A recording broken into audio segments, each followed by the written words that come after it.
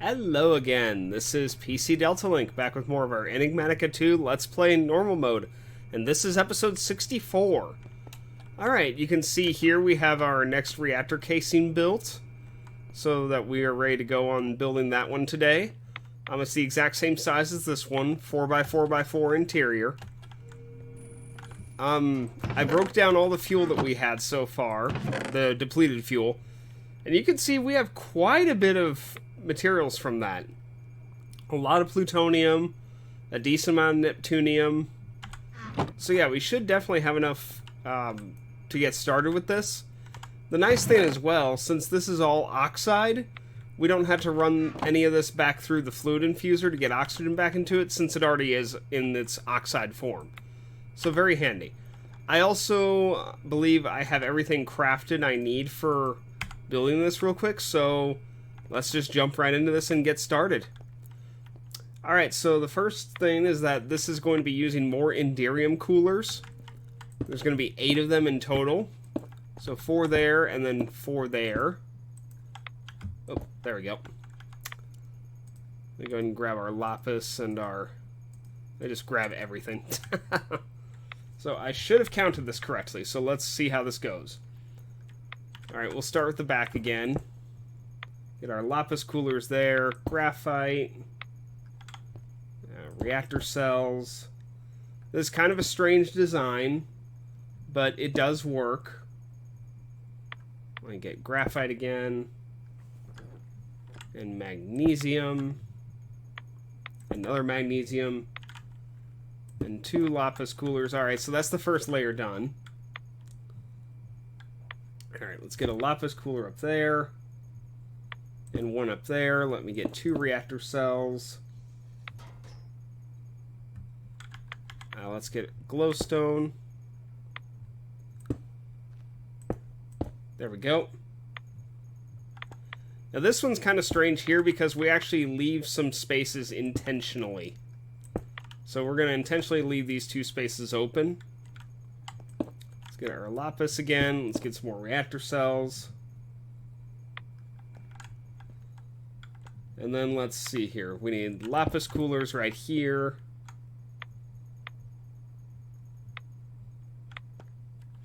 So on the left side we need lapis. And then a reactor cell. The right side we need a reactor cell with graphite. Oop, not that. Graphite. Graphite.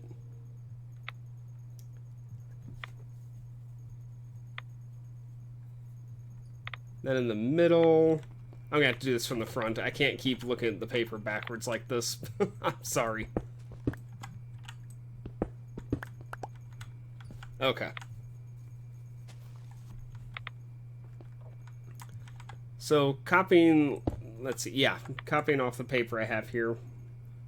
Lapis cooler right there.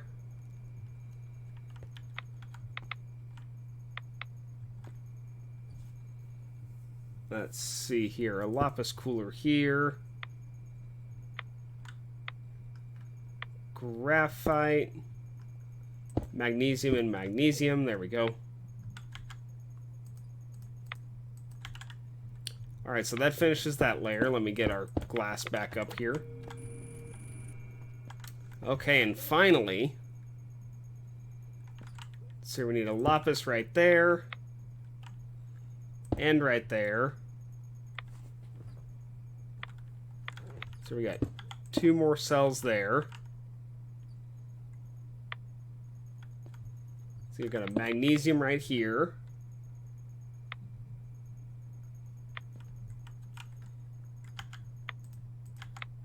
Graphite. Glowstone graphite. Then below the magnesium block, we're going to put another graphite. And then a lapis cooler. 2 more reactor cells. Okay, then in the middle, we need glowstone, graphite.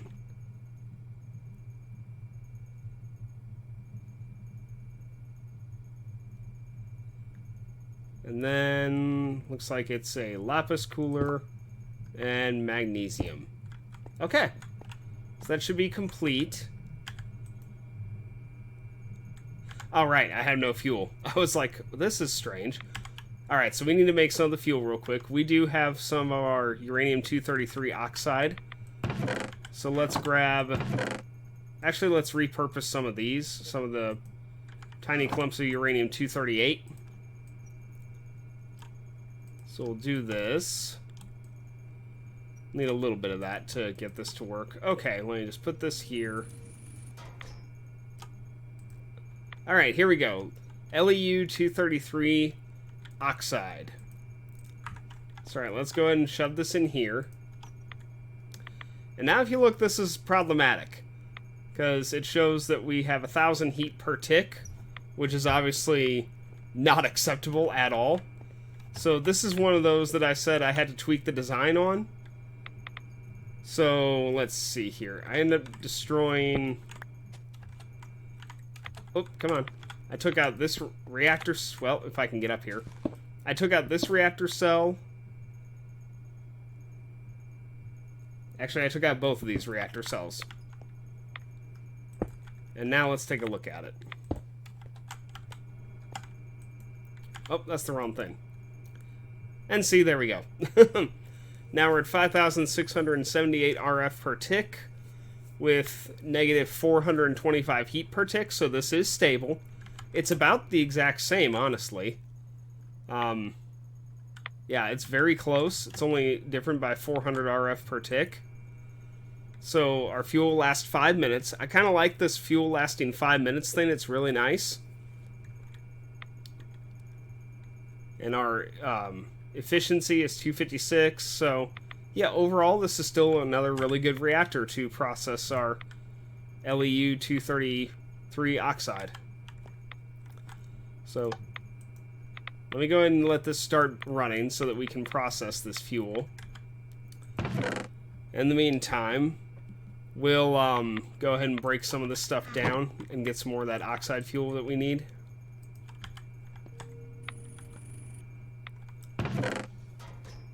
And what I actually need as well is just more of the uranium-238 oxide, because that'll allow me to build more of this fuel. We don't need much for demonstration purposes. I can work on the rest of this in between episodes, but I just want a couple in here. So yeah, this is a very nice stable reactor. So this gives us our LEU-233. I found out you can, in this front section next to this Enderium cooler, you can add one more reactor cell if you wanted to, and that'll pump up the power to approximately, what's the number I have written here, 5879 RF per tick, so not much higher, about 200 RF higher. The system is still able to handle it, it's just slightly less heat reduction. The fuel will last 4 minutes instead of 5. The reason I went ahead and didn't do that is, well, one, I don't need the power. But two, this fuel lasts, well, when it's full, it lasts 5 minutes. And then this one is the same. So this way they're kind of exchanging at an even rate. So that's something that's handy. Alright, something else I can do while this is running. Oh, if I can get out of here. There we go. Alright, so let's head upstairs real quick.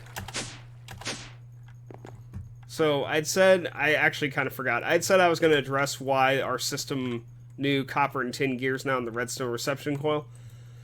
That's because I had to make a couple igneous extruders. We're going to need these later on in this pack, because some of the rare materials in this pack only come from the rock crusher. And this is used to get, see some of this stuff, crushed fluorite, crushed carbonite, zirconium dust, beryllium dust, williamite, sulfur, rhodochrosite, just a lot of this stuff from this rock crusher that Nuclear Craft has. So the rock crusher, I have one sitting over here. This is from advanced plating, our electric motor we've seen before, our linear actuators, tough alloy, and a machine chassis. So the problem I had with this at first was, obviously this uses granite, diorite, and andesite, and these are not things that I have in vast quantity of, certainly not for probably how many of this I would need to process. But come to find out, the, let me go to chisel here. The igneous extruder can actually create these.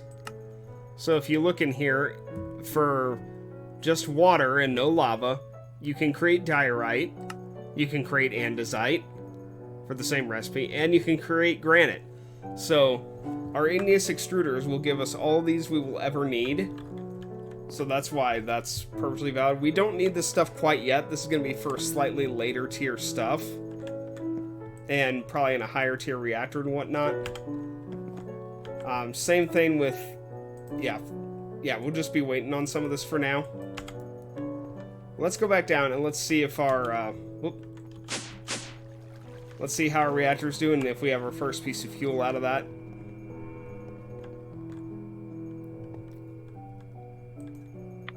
Almost.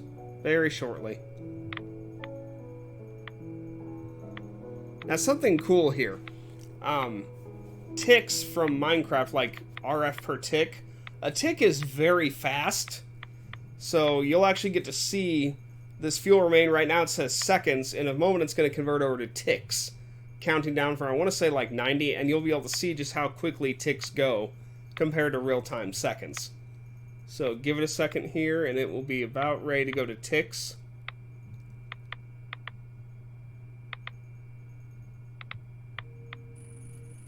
There we go, see? Look how quick those ticks count down. That's how fast a tick is in Minecraft. So alright, we have depleted LEU 233 oxide fuel. And what can this be used for? Well, let's take a look. This gets us some plutonium 241, 239, and 242. And also gets us americium. So this is some interesting stuff. Pretty much most of this is not something I have a lot of. We got a little bit of plutonium from the previous fuel, 241 and 239. So we did have that before, but the 242 is new. So that's going to be used for some other fuel as well.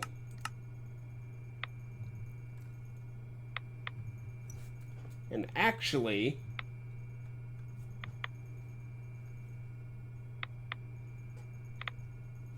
let me take a look here.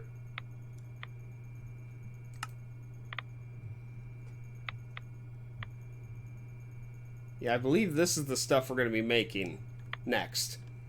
High energy plutonium 241, or highly enriched plutonium, whatever it is. So yeah, oxide fuel. So yeah, that's going to be our project in the next episode or two. We're going to let these run for quite a while. And keep building up our supplies of these other ores that we don't really have. Sorry, we still have a bit of time in the episode, so I'll be back in a little while I work on some stuff, and I will rejoin you guys shortly.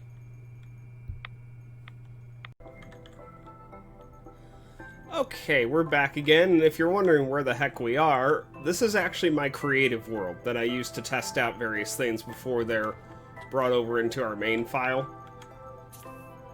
So you can see, like, our first fusion reactors we played around with here, and yeah, so this is where I come if I want to test some stuff out before I bring it to the main game. But why we're here is I wanted to show you kind of our dilemma I was working through for our nuclear craft room and kind of the problems with what I'd come up with. So I had talked, I think, briefly about making a secondary applied energistics network for the nuclear craft room to run off of. So that way it would handle its own, like, fuel reprocessing and crafting and all that stuff.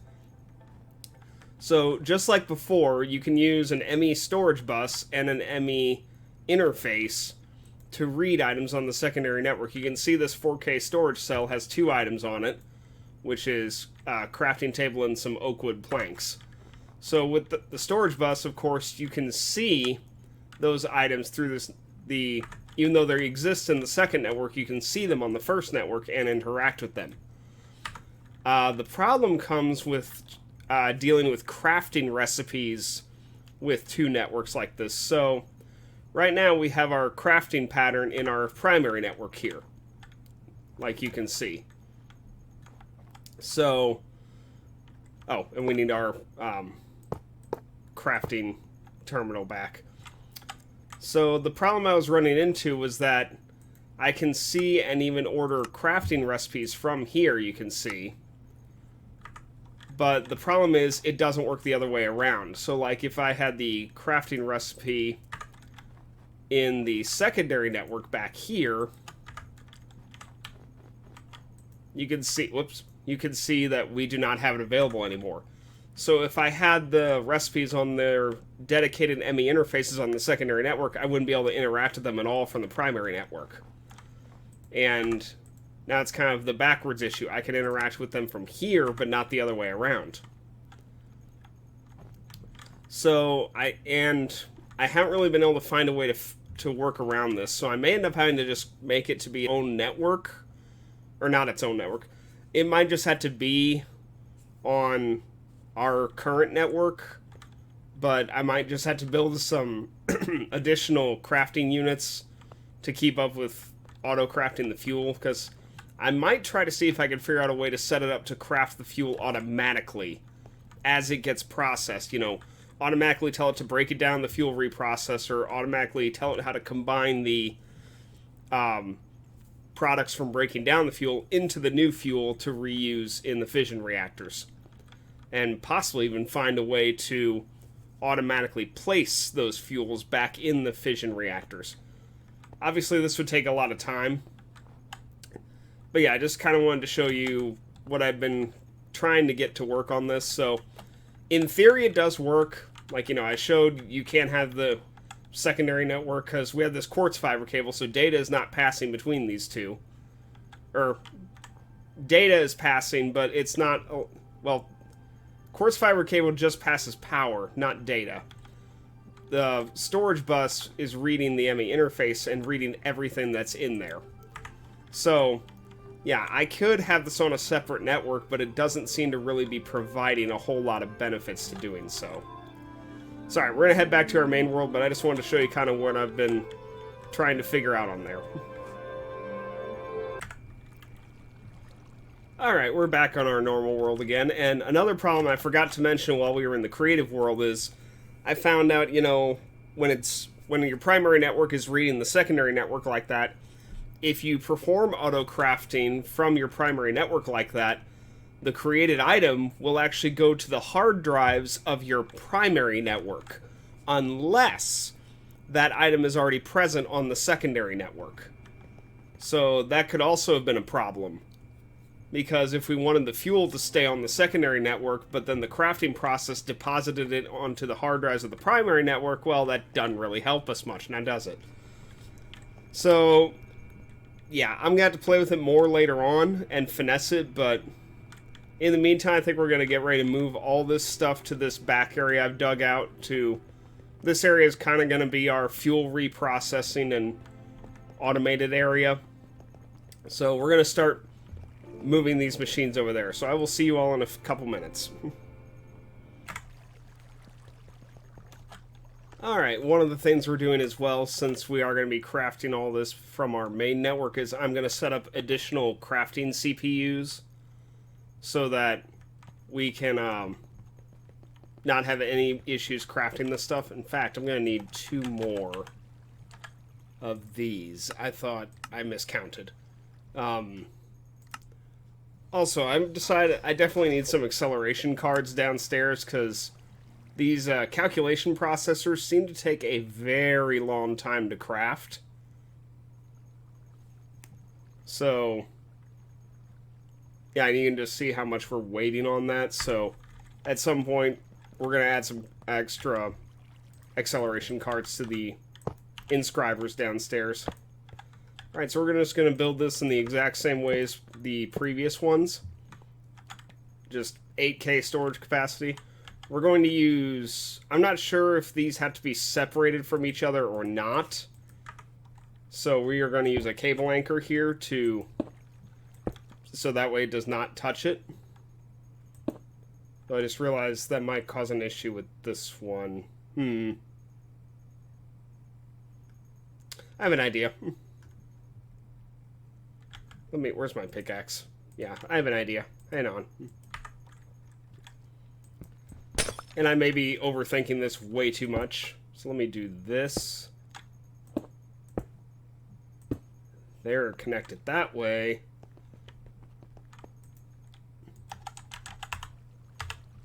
There's our other two. Okay.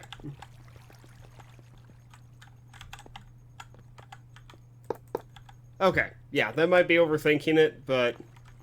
yeah, let me see if this should be at 12 now. Or it should be, I think.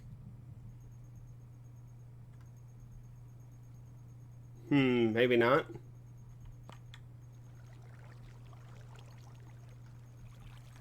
Well,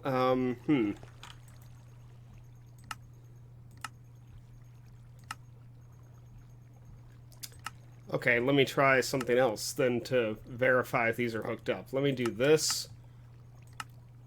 2, 3. Yeah, so we got 0, 1, 2, and 3. So yes, we do definitely have... it is detecting all 4 properly. So we're good to go there. Alright, let's head back over to our nuclear craft room. And actually, I can dump these back in the network. I don't need the cable anchors anymore or any of that stuff. Sorry, I'm going to keep getting this set up a little bit, and I will see you guys again in a couple more minutes. Okay, this is a bit more basic than I was hoping to get done by this point. But, I ended up moving the reactor ports on both reactors to the back of them. So we have our fuel, our waste fuel, outputting down here on the back of both of them. And that will go into this chest, as you can see right here. We have some of the depleted fuel ready to go. We've got our power outputs up top here. Those are both running back into the quantum entangleporter in our power gen frequency, depositing it into the induction matrix. There's the word I'm looking for there. So I can finesse this and clean this up a bit later on, but for right now it's functional, and that's what matters. We're going to go ahead and we have another quantum entangleporter back here providing power to this.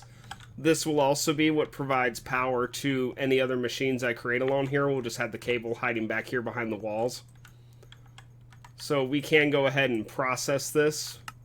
So go ahead and tell it to always extract. Oh, it would help if I told this it's inserting. There we go. Did I tell this? Nope, there we go. No, I already said always active. This is on insert? Yeah? Oh, it's going. It just takes a while. Okay. Yeah, I do need... let me see if I can craft an acceleration card for that. Or, it's not an acceleration card. I think it's an extract speed upgrade. Yeah.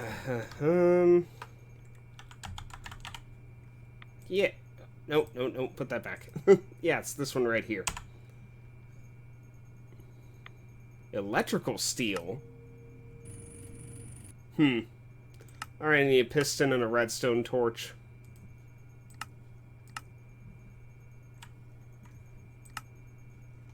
Alright, piece of redstone and a stick. If I can find one. Here we go. Piston should already be made. Let me grab that. Well, hang on. I don't need to grab it. I can do it like this instead. Just grab the torch.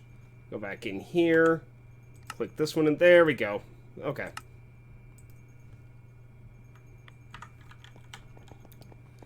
Alright, let's throw this extract speed upgrade in here and see if it helps. So yeah, that's pretty slow right now. So let me go ahead and toss that in there and see how much better that gets. Oh yeah, it's twice as fast. Much more reasonable. So it just does take it a while, and that's just how it's going to have to be, unfortunately, for now. But you can see kind of why I want to put this into electronic storage, just because the output from these fuels is so many items. And unless I find a way to automatically, like, compact it down, it's not going to be easy to deal with. It does give me somewhat of an idea. I wonder if compacting drawers works for this.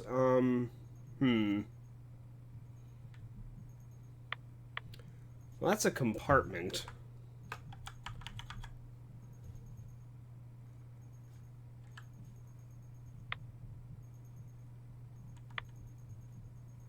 Yeah, compacting drawer. I might have to look in to see if this is worth doing, or if it works for nuclear fuel. Might be something worth checking out. It might also just be easier to dump this into an AE network. We'll have to see.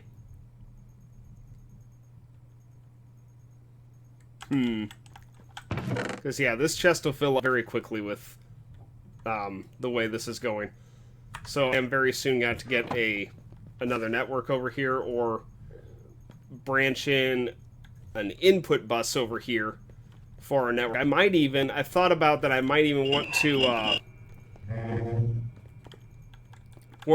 put a P2P tunnel over here, linked all the way from back over there, to see about getting more connections over here, because I'm going to end up needing more than 4 or 5 different connections, I imagine.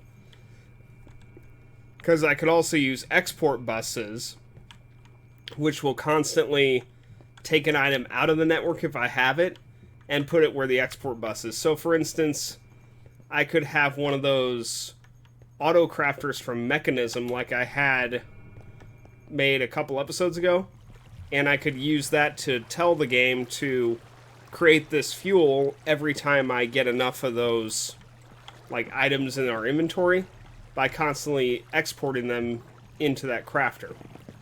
So yeah, there's a couple different things I can work on in between episodes, a couple different ideas I've got.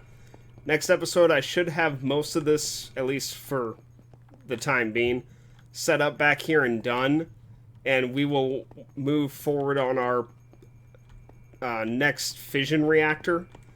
We've got a few more to make. Our fuel chain we're going to be using, we've got approximately 3 more before we're going to reach the Californium RTGs. So I could possibly put 1 over here. I haven't decided yet. I don't think I'll fit 3 along this wall, because the next ones are a little bit bigger. So I probably do need to put 1 here at least. I think I can get 1 here, or even 1 over here.